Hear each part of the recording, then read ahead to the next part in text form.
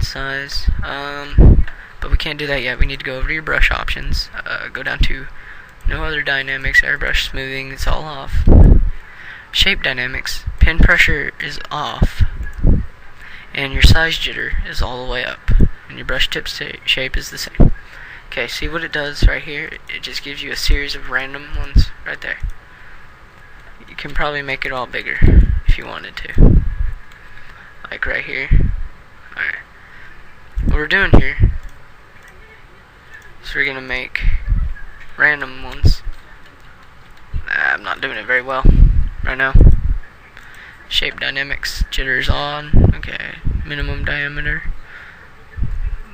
Okay, that looks a little bit better. If you don't have the perfect one, it won't look like it in a minute, trust me.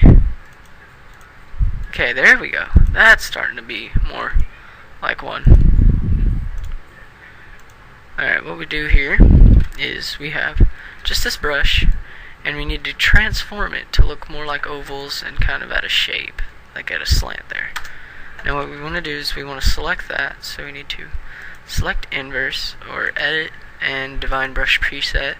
Simple brush, I'm just going to call it odds brush, just so I know I can get to it, and we're going to go ahead and minimize that just in case we have to come back to it.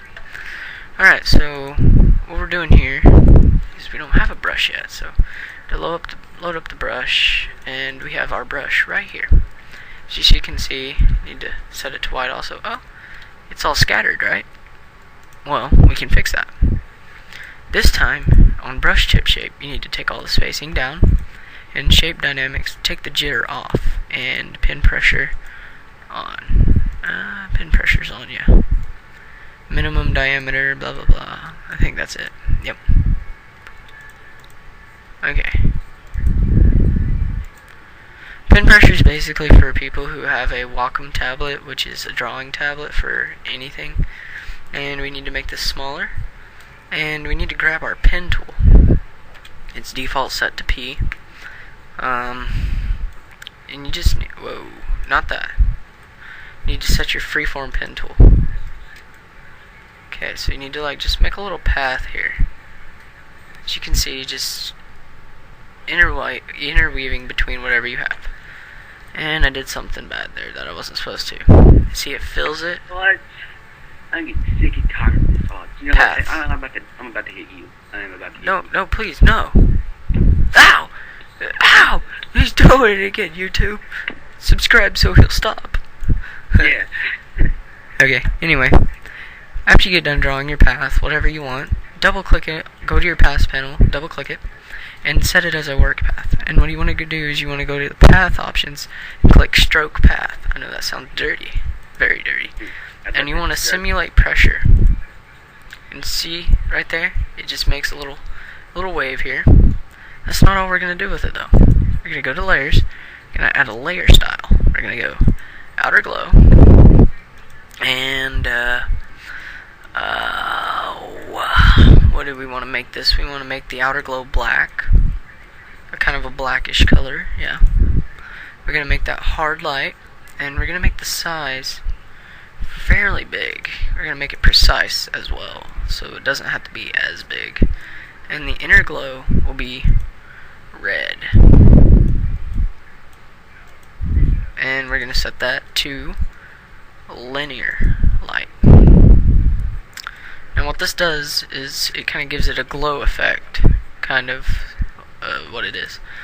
And actually we're going to go with kind of a purple thing. It's not really showing up very well. Purple? Oh, come on, purple, you're my savior. And it's not too, black was the best, I guess. Or yellow looked kind of good, dude. It kind of reminds me of a turd. Or a John Deere, actually. Yeah. Now, for people who don't know that, that is a tractor. For those who are not country folks. Now, what about it covering the A and the J? We'll get to that. We're going to end up erasing. Okay, so as you can see, we have like this little black streak going down it. You probably can't see it, but I can, and that's annoying. So what we need to do, we just need to deselect the path, and there you have it. There you have it. Okay. Now, if you want to, you can be lazy and just drag this under it like that, or you can actually like do some work to it and, you know, erase right here like I'm going to be doing, which requires a lot of effort actually. So right here, probably gonna have to drag this in so we can see. See right here. See, like we have to be pretty good about this. I mean, I'm not the best at it right now. I just recently figured this trick out. Alright, there we go. See? It looks like it's intertwining. It does. As you can see. But right here, we have chicken fajita covered. But I'm pretty sure everybody knows his name, and they're going to be looking at it on YouTube and find out it's chicken fajita 12. We have to fix the E. Do we? Yeah. And the N. The E and part of the N's covered. I know, it's good because it's wrapping around it. That's how you're making it. Oh, that's cool. Yeah, it's wrapping around it. Okay. Anyway, we're back to this thing. What else can we do? Oh yeah, a little cool trick about this. We should move it also closer, like the name. Yeah, drop shadow. If you add a drop shadow to this, change it to dissolve, go to white, and you can see little sparks there, right there. Take the opacity down, but bring the size up a little bit, and it adds like little sparkles to it. See? Or and what we're going to do is we're going to do the same thing over on this side right here. Because what's a side without sparkles, you know? So, what we need to do is we need to grab our brush once more, grab our freeform pen, but before doing this, all we need to add a new layer. This new layer will be the same thing. We need a pen, tool, and we need to intertwine it between all these people. This one's going to be a little bit more difficult, so bear with me if I kind of mess up a lot on it. Okay. And we're going to stroke the path again. Okay, dirty, giggity. And as you can see right there, there's the path stroke. Need to go back to layers, and we need to set the same outer glow. So instead of, you know, resetting all that, we need to Control or Shift, I'm thinking.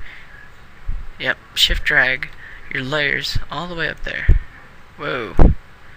Control Z. Control Z. Okay, we need to Alt, I'm pretty sure, drag all those layers, and it copies them. And you can do this with all of them and all that. See, it's the same thing over there. But now we need to kind of erase it again, so it looks like it's intertwining between them, so it's not overlapping everything. So we don't need that anymore. We don't need our brush right there. So select a fairly good sized brush and begin erasing. Actually, we need to get rid of that path tool, so it looks fairly good again. Okay. Probably need to zoom in a little bit more so you can get the full effect of what I'm doing. Probably sure you could see it, but just to be safe. Alright. And we don't want it going over banjo or tui, so we're just going to go ahead and erase right here and make it look like it's going under banjo, between tui. Oh, I did that wrong. Need to erase this part right here. See, it looks like it's kind of 3D-ish, kind of. And then we need to erase right here with the banjo. As you can see, it's looking kind of 3D-ish now. You're looking kind of 3D-ish right now. Why, thank you. You see there, son? We got a compliment today. Okay, anyway. And then we need to just go crazy with this one, I'm guessing, because this one's kind of big. That's what she said. Alright. It doesn't have to be perfect. unless CF12 wants that, then I can go in and redo it. But this is basically just a crash course in this, and some cool little tricks I'm showing you guys. As you can see right there. Alright, and we're gonna go ahead and give Pikachu some love, and not let him be in.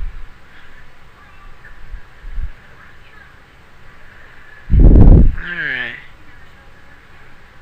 That outer glow is huge. I should probably change that.